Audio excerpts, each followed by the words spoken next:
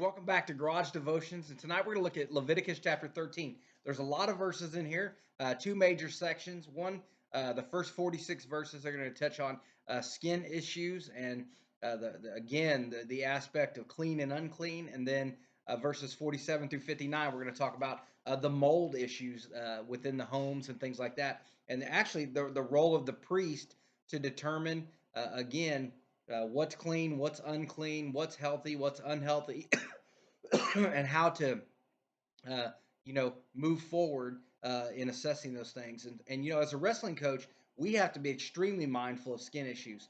The infections are very easy to spread and can get out of control fast. We spend a lot of time disinfecting the mats, being adamant about the wrestlers using disinfectant wipes on their bare skin immediately right after practice, and showering as soon as they get home, and washing their practice clothes daily. That's probably one of the most difficult things to do, because I remember back in high school when we had football and wrestling, you had those guys, right? Those guys whose practice clothes would basically stand in the corner all on their own. It's nasty, and that's exactly how these things can spread. And again, as God is giving the law to Moses to pass on and teach to the people, the main issue again is our aspect of spiritual cleanness, corporate worship by the people to God, and living lives that are marked differently than the rest of the world. There's a lot that we're going to read tonight, and so let's just go ahead and jump right in. Leviticus chapter 13. Let's read verses 1 through 46.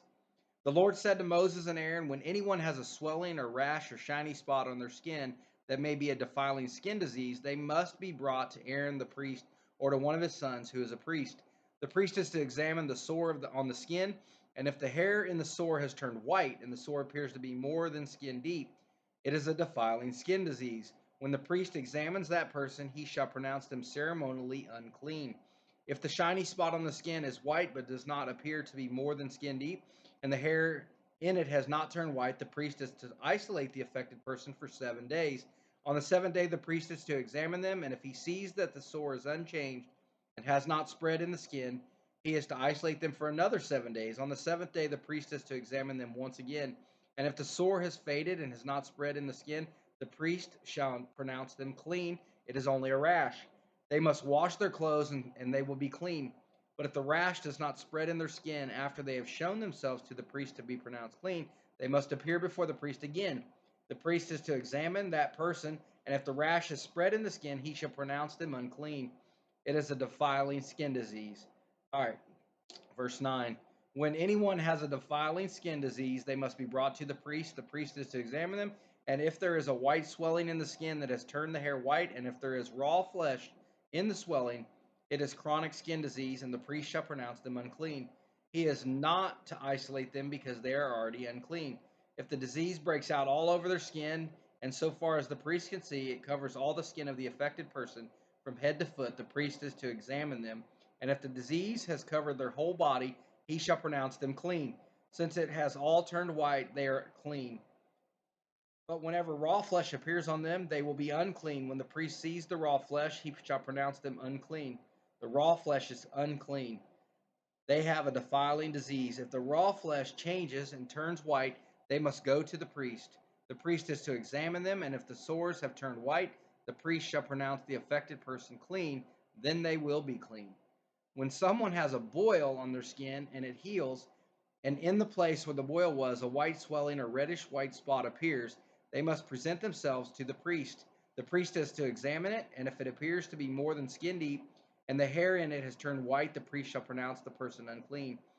It is a defiling skin disease that has broken out where the boil was, but if when the priest examines it, there is no white hair in it, and is not more than skin deep and has faded, then the priest is to isolate them for 7 days.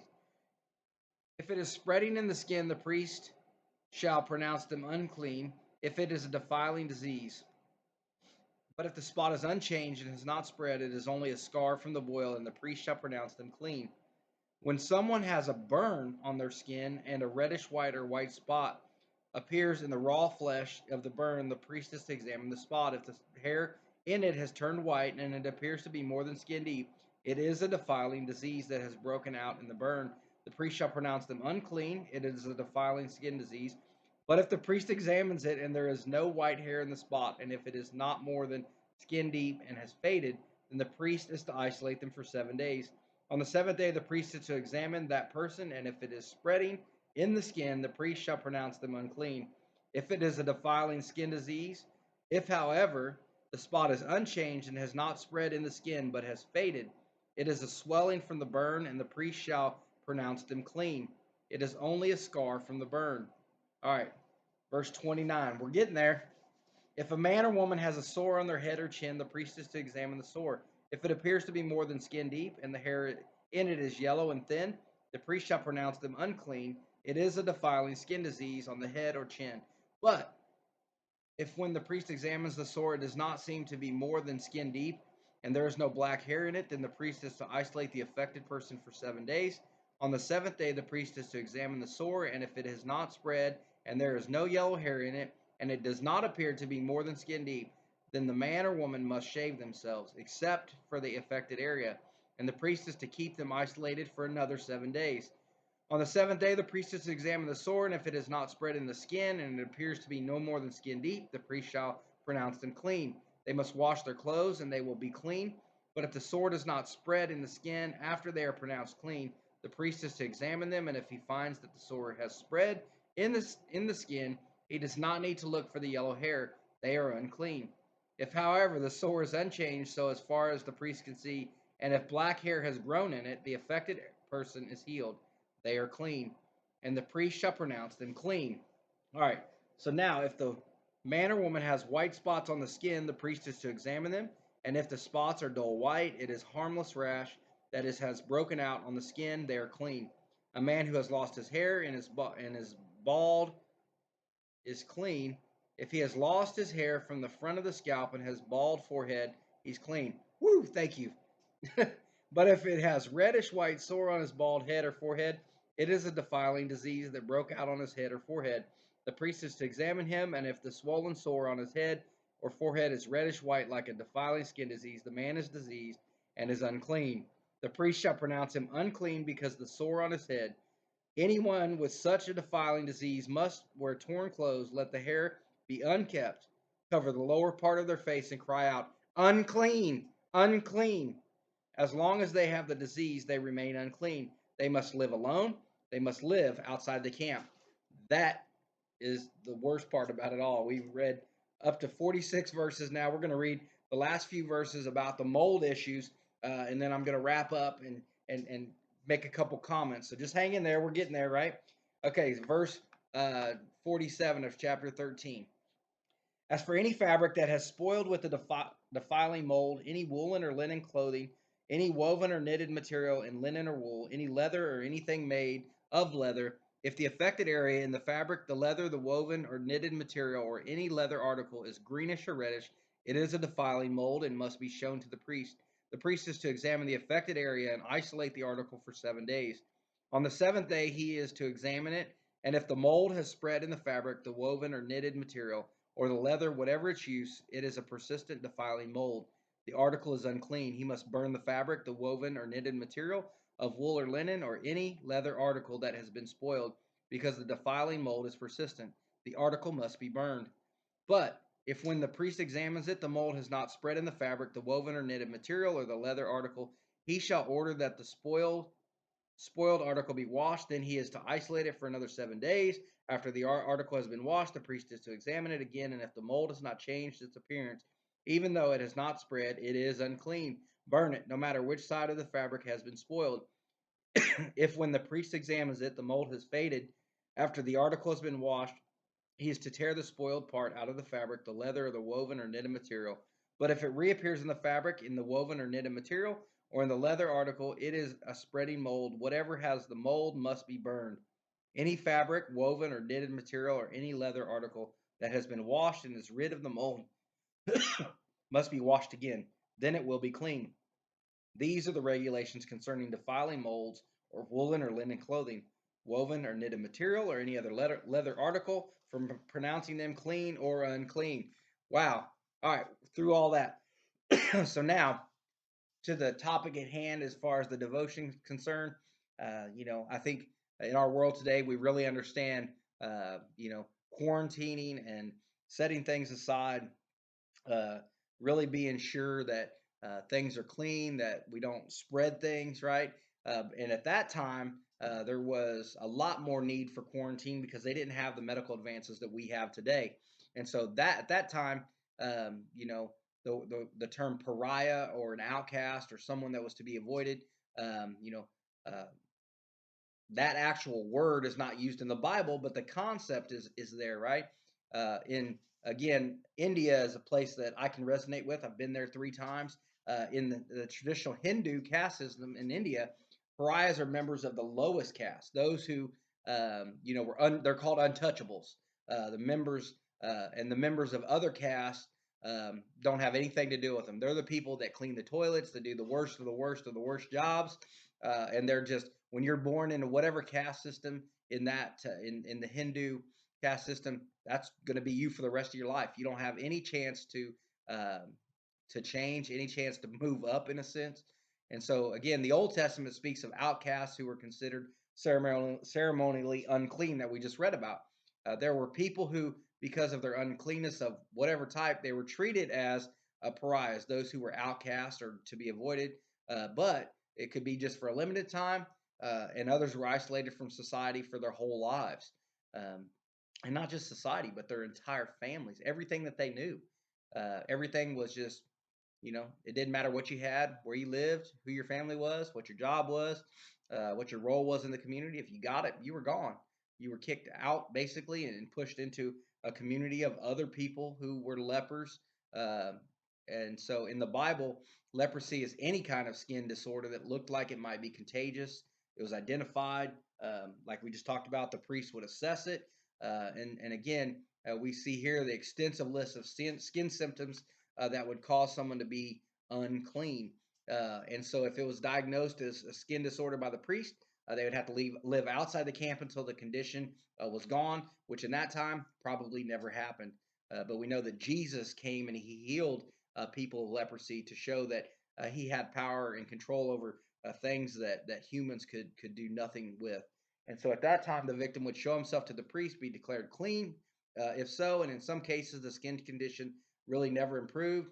They were permanent pariahs and gone. And again, that part of in verse 45 through 46, where it says, they had to tear their clothes, let their hair down, cover the lower part of their lip, and cry out, unclean, unclean. And there's more regulations depending on if it was upwind or downwind and all those things. But could you imagine having to identify yourself like that in every day of your life?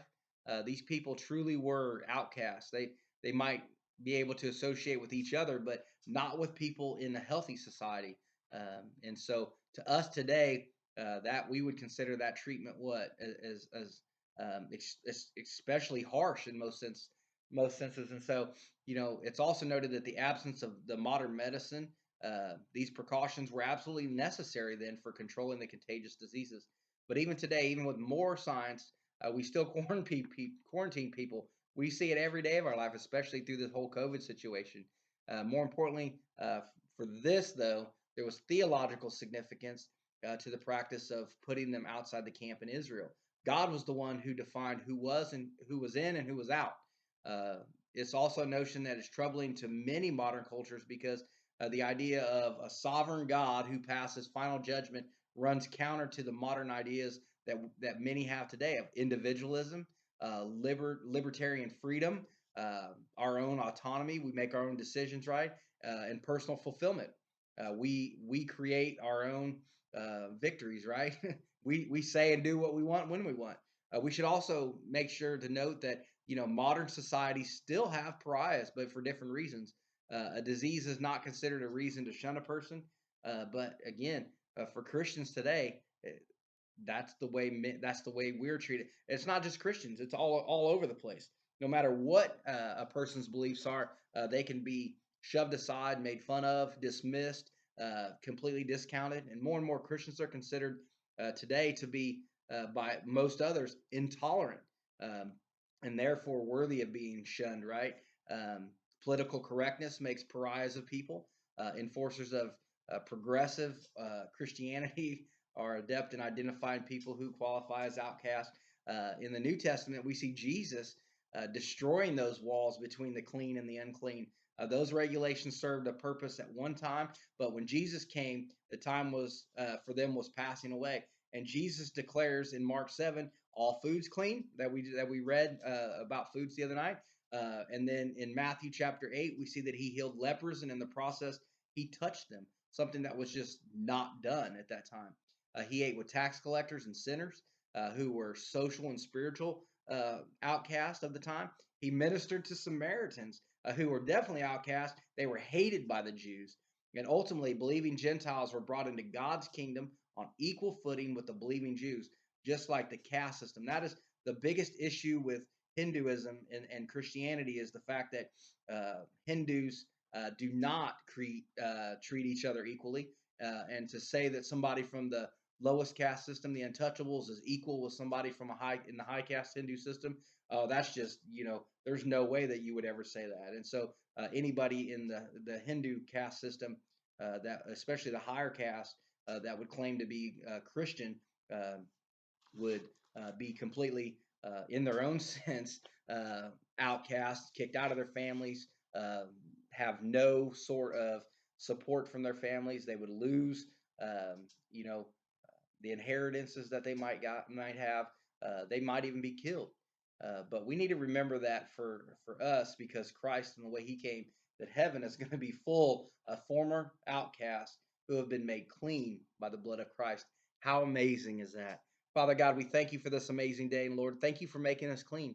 Thank you for giving us life through your death, forgiving us of our sin. Thank you for the resurrection, and Lord, that you showed that you beat the grave, and that in you we also have the hope of the resurrection.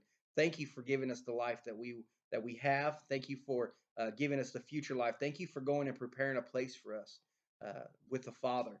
And Lord, thank you for one day coming back and rescuing us. In your name we pray. Amen. You guys have a great night, and I'll see you tomorrow night as we look at chapter 14. I'll talk to you later.